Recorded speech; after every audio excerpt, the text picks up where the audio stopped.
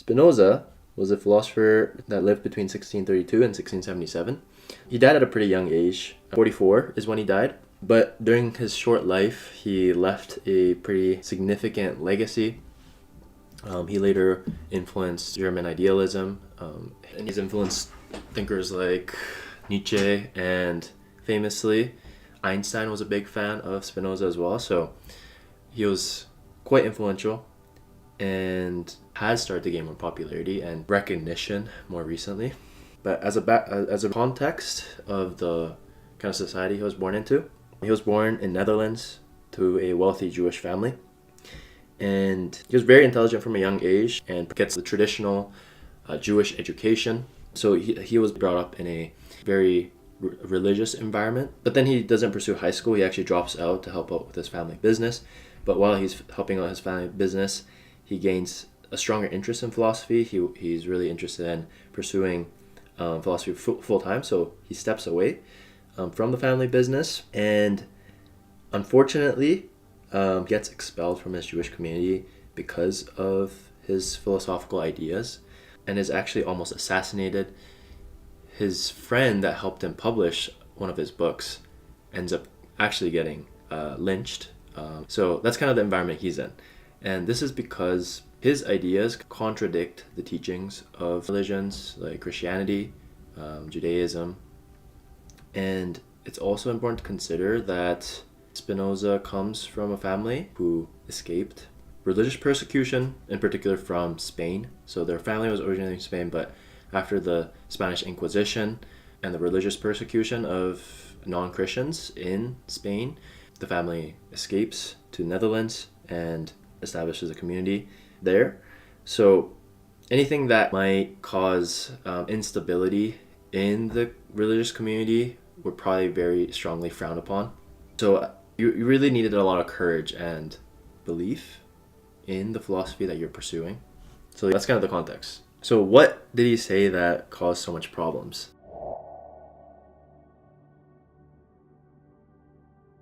When we imagine what a god might be, God, we would imagine it to be an infinite entity rather than a finite entity. Humans would be finite, but if we imagine that there was something more superior to our existence, we would imagine it would be infinite if there were such thing as a god.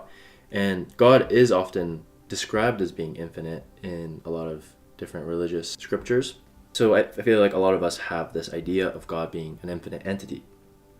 So if God is an infinite entity, it should be all-encompassing and there should be nothing external to God, because if there was something external to God, then it wouldn't be infinite, it would be finite. And also, if God is an infinite entity, then there would be no separation between certain objects, right? Humans are finite because there's a clear distinction between what is us and what is not us. There's a physical line or barrier that separates the rest of the world and us. So we're finite. But if God was infinite, there would be no such separation between objects. So if that were the case, and God were infinite, there was nothing external to God, that would mean that God just encompasses everything, and we would be existing within God. So that's the idea of God that Spinoza described. Spinoza describes God as more of nature itself, or the universe itself.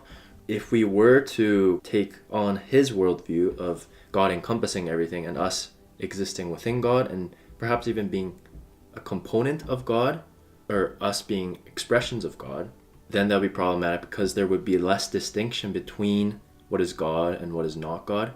I think that was one of the reasons why his ideas were so frowned upon, because it was going against the traditional understanding of what God might be.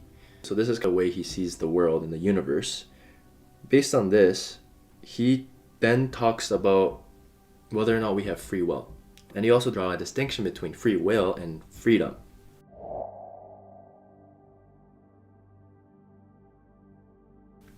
So free will in his eyes is the ability to have a certain thought or will to do something and enact that will to change the outcome in your external environment or physical environment.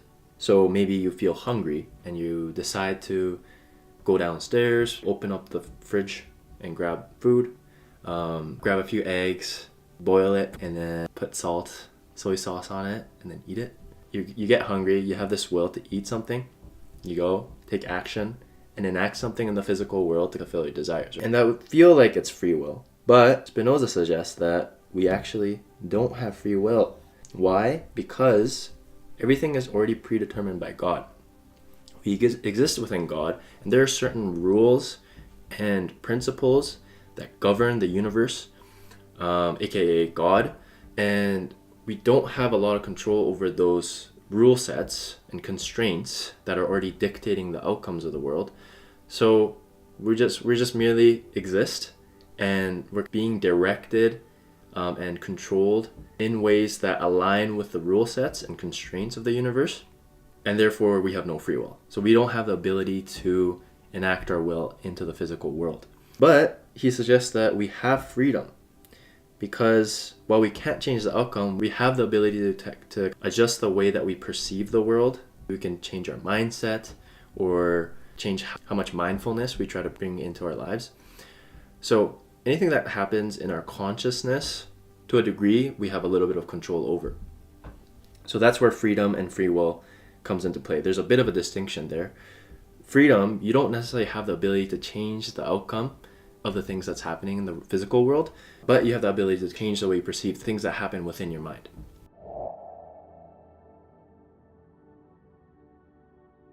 We all have these preferences, and Spinoza suggests that these preferences, whether that be as simple as your preference for how you like your boiled egg cooked, that is already predetermined and pre-assigned to you.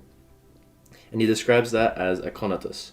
So a word that uses to describe this innate trait that we have, or inclination, striving, or endeavor that is already pre-assigned to us, which is a core essence of objects and entities. That is the driving force that directs that object or existence to a certain outcome. So since I have the conatus to prefer a medium done egg, that conatus will drive me to want to eat that egg. And I didn't choose to not like hard-boiled eggs, but it just happened to be that I prefer medium boiled eggs. If you think about it, there's so many external factors that have already been predetermined even before we're born.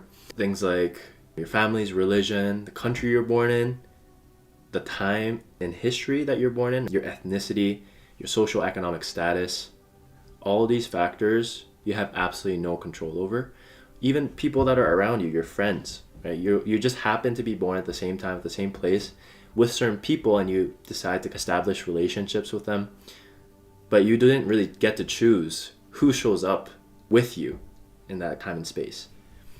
So just thinking about that, maybe it might make you more convinced of Spinoza's worldview about how everything around us in the universe, it seems to have certain constraints and rules that predetermine events and outcomes. And we have no control over that. So Spinoza suggests that we actually don't have free will. But we might have freedom, and we can utilize this freedom to live a good life. At the end of the day, ethica means ethics. It tries to explain what is a good way to live. So if we don't have any free will, how can we still live a good life?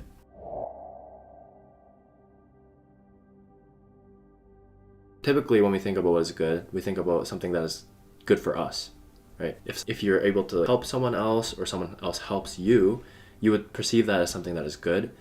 If someone hurts you or you hurt someone else, maybe you did unintentionally, you would perceive that as a bad thing because it maybe harms you physically or harms you emotionally.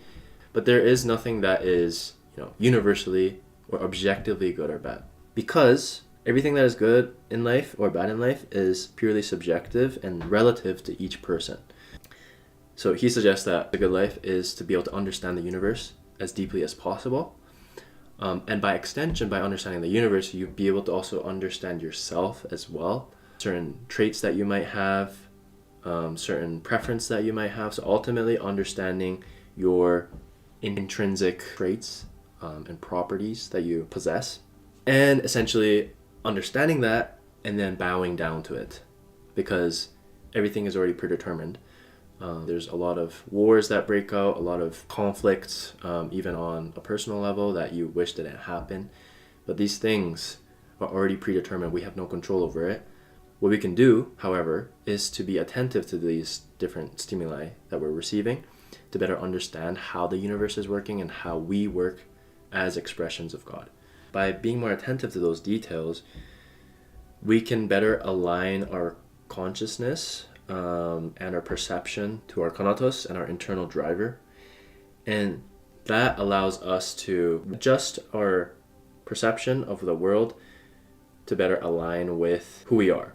And the reason why he suggests that we should be attentive to these details is because we wouldn't be able to appreciate ourselves and the traits that we have if we don't pay attention to it, if we aren't aware of it. So the idea is that we want to really accept ourselves for who we are, and we want to do our best to not fight against those things because that will cause a lot of suffering. So for example, fish have been given the traits to be able to really thrive in water. Humans don't have those traits, but fish have been given those traits. If the fish didn't like being in water and wanted to live on land, trying to go against his Conatus, that wouldn't be an ethical life, because ultimately he can't survive on land. It wouldn't really make sense, and he would just die, right?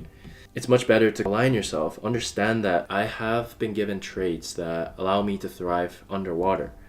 Let's take advantage of this trait that I was given and really align myself to it and navigate my life in a way that allows me to express my Conatus to its fullest potential. It comes back to the idea of being attentive to the different stimuli that's coming in, and that's external and also internal. The key thing is that you really need to gain a lot of experience throughout your life. You have to consciously experiment, you have to consciously gain more experience, gain more stimuli, be attentive to those stimuli to be able to better understand who you are and what kind of traits that you were given, and then coming to terms with it and understanding it.